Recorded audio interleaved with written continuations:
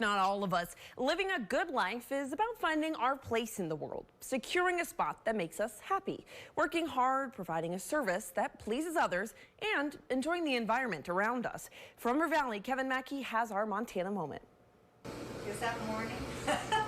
When she was a kid, Nancy Martin didn't pay much attention to the baking her mom did every day, but she thinks she picked up her mom's skills by just being around them.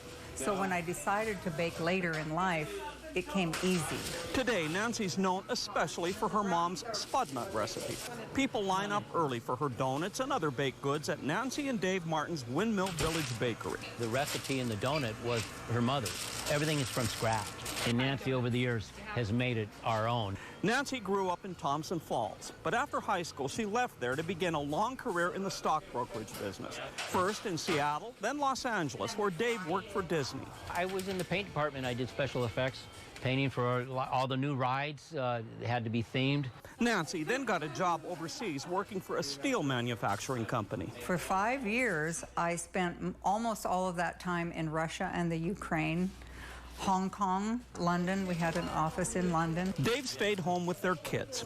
She spent 3 weeks of every month away from home.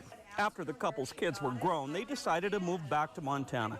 Nancy was tired of traveling, and both she and Dave were ready for a simpler life. We went, this might be a good time to skedaddle out of Southern California and come back home, be closer to my parents. They bought this place by the Jocko River. We've been blessed to have this land. The windmill's really a teepee burner. This piece of property was a lumber mill long time ago, close to the turn of the century. And they used to float logs on this pond, and that was a slash burner. Past owners retrofitted the slash burner to look like a windmill. When I was 12 years old, my softball team was going to a tournament, and we camped here, right over there. Plans by past owners to make the windmill into a bed and breakfast didn't happen. The Martins lived in it for quite a few years. I've been to the Netherlands, and I fell in love with the Netherlands. Dave worked to convert the place with its fish pond into an RV park. His brother and him built the distinctive timber-hewn building.